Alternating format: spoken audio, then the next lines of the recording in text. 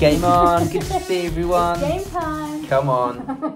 Hope you've had a great week, a great day, whatever it is. And this is session number 9. So we're going to take you all the way to 10.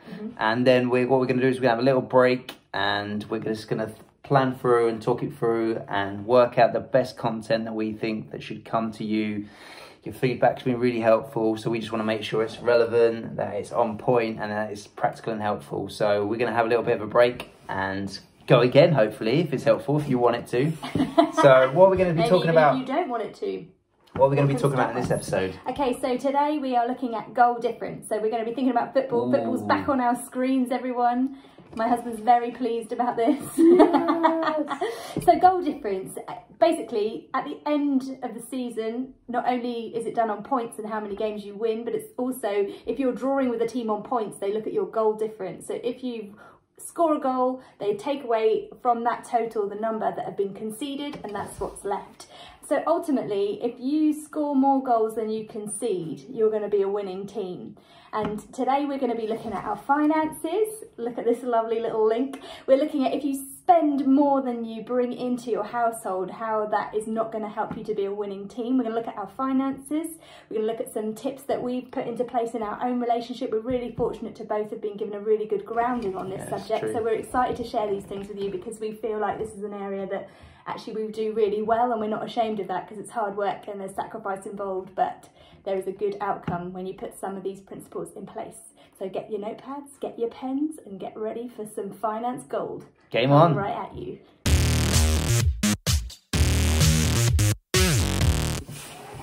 So we're going to give you 7 steps to healthy finances within your marriage. So step number 1 is go back to something. We want to reinforce the messages that were said from other sessions, and it's around your vision, your values, what's important to you collectively. So really, we wouldn't say it's you can practically look at your finances in a healthy way and be able to start living it out until you're clear on what's important and where you're spending, because your output's determined on your input. So we're really clear on our vision and our values, so therefore it determines where we budget, where we put our finances.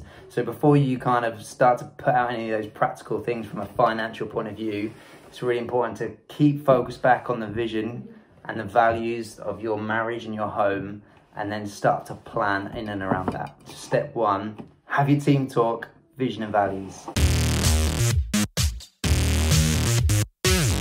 Okay, step 2, once you've talked about your vision, about the sort of things that you want to spend money on, the sort of things that you'd rather not spend your money on, the next step is to create a budget.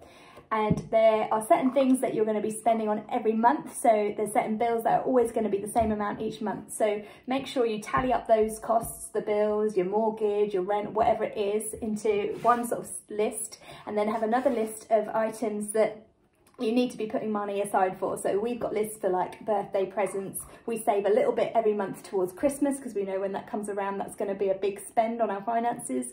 There'll be other little pots that you need to put money aside for, so things like buying your kids new shoes or going out for treats. We have a little pot that's a little bit of money just allocated aside each month for treats, so we can have a Chinese or we can have some coffees or whatever it is. But we know that once that money is gone from that pot, no more takeaway coffees this month. That pot's really healthy at the moment because nowhere's been open, so that's good. There's going to be a lot of coffees to be had out when lockdown lifts finally and the shops are all back on going, which they are starting to be. So yeah, so make sure you've got all of those things allocated for, and then when the money comes in on payday, send all those things off in like virtual form into your notebook or on your computer, so those bits of money are all allocated into those pots. Great, so practical. And then refer back to your bank balance each time. Like I do our finances once a week. I refer to our bank balance and I look at where the money has come out from, and I deduct it from those pots, so we know how much money is left in each of those budget columns. And it's just a really helpful way to keep on top of it, because sometimes when you look at your overall bank balance, that's actually not a clear indicator of how much money is left for you to spend, because a lot of that is already allocated out places. And this might be a big jump for you already. You might think, how can I start budgeting? But the best place to start is to actually write down what you're spending each month and work out how much money are we spending on McDonald's? How much money are we spending? Shopping, yeah, insurance, so that you actually think, gosh, petrol. actually we spend loads on that, and I didn't even realise. And then you can start to cut down in areas you think you're spending too much, so that you free up finance for other areas that maybe are a little bit more wanting. But yeah, create a budget.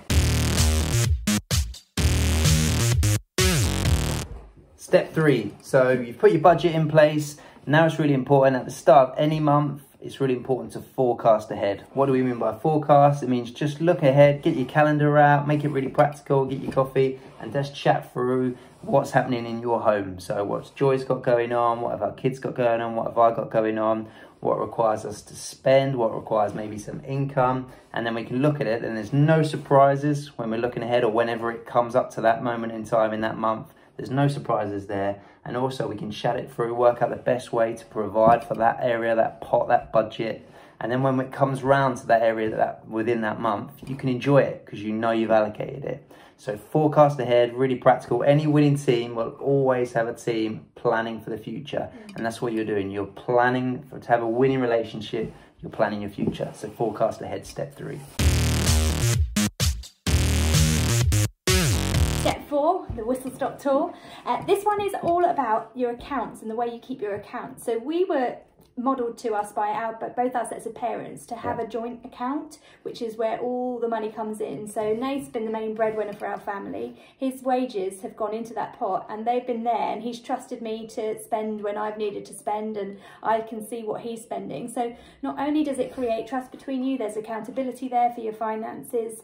It's a place where you can both go to see what the other is doing and where your finances are overall. I think if you have lots of different accounts that only one of you is able to access at a time, it can get more complicated, it can be more confusing, and then there's more room for error, really.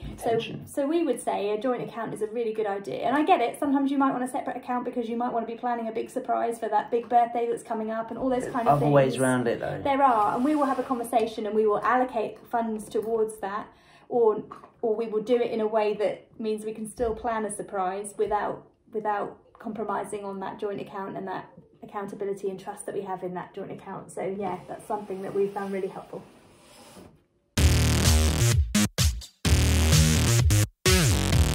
Step 5. So don't spend what you don't have. We were kind of laughing the other day.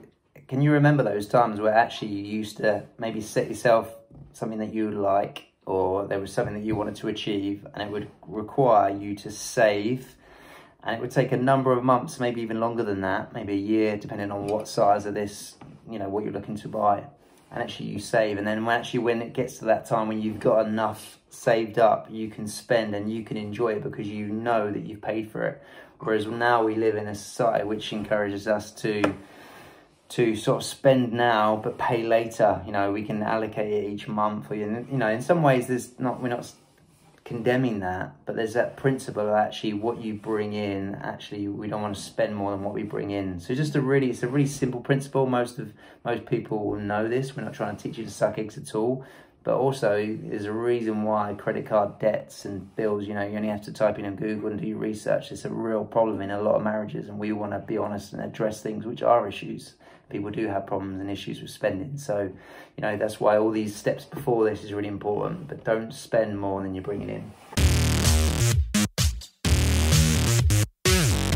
Okay, step number 6, which follows on from step number 5 really, is about creating margin in our finance. Yeah, that's a good one. When we set our budgets out, we don't try to budget every penny that we know is coming in. We want to create a healthy margin because everyone knows a rainy day is coming, the car's going to break down, something's going to happen, we're going to need a tooth replaced, or anything could happen that requires there to be a little bit of flexibility in our finances. So not only do we try and not allocate all the money out that's coming in, we also try and overestimate a little bit on certain areas of our spending so that there is a bit of flexibility. So maybe there's one area of our budget that's struggling because I've gone and spent too much money on birthday presents because I love buying gifts for people and it can be a bit of a nightmare. But I know that we put too much money into the electric bill pot, so I can can pinch a little bit of money from there to help the birthday pot to survive. Shrewd but it works. You've got to create margin, and not only that, creating margin helps you to be able to respond with generosity when you need to. It helps you to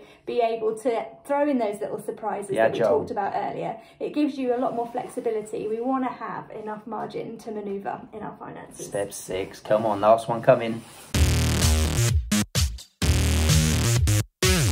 Step 7, so this is the last one, and really we just want to encourage you to be generous with your finances. This is something that again was modelled to us. Like Joy said, we're going to make no apologies. This is an area that we feel we're strong in, but it's mainly because it's been modelled from both sets of our parents to both of us. We've had a really good upbringing in this, and it's something that we've continued to work at. Like Joy said, it's not easy.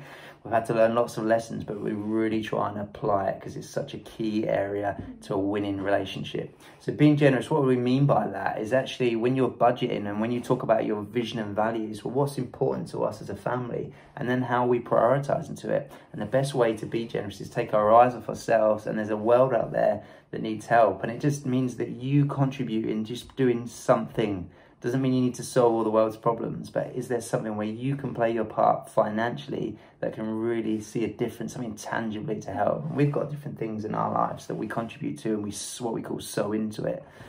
And what you sow is what you reap, and we believe that we see great outcomes from that, you know. And as you know, also as Christians, we believe in that principle of giving into the church, you know, and seeing the church bless the community and trying to really make a difference. So, you know, you don't need to be a Christian to do that, to be generous, but we just encourage you to be generous with your finances. Absolutely. And I think also the thing about being generous is you have an opportunity to really make someone else's day. If someone bought you a coffee, or if someone drove through the drive-through and somebody ahead of you has already paid for your meal, that's an amazing feeling. You're like, yes, I've won. And we all have the ability to do that for other people, and it's a really good thing. It helps out, it feeds our souls, not just the souls of the people who are on the receiving end of it. So it's a really good principle. That's my favourite one.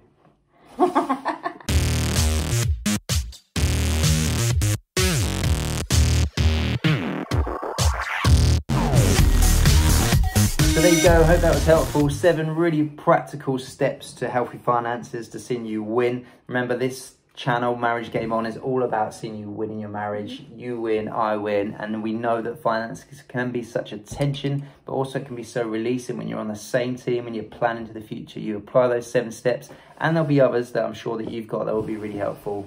So take it away, chat it through, and then start to live that plan, those 7 steps into action. If this has been helpful for you, or if you know anyone that particularly maybe this is an area of tension in someone's relationship or marriage, please share it and let us know any comments. It's really helpful, and we will see you very soon for the next Marriage Game On session. See you soon. Bye.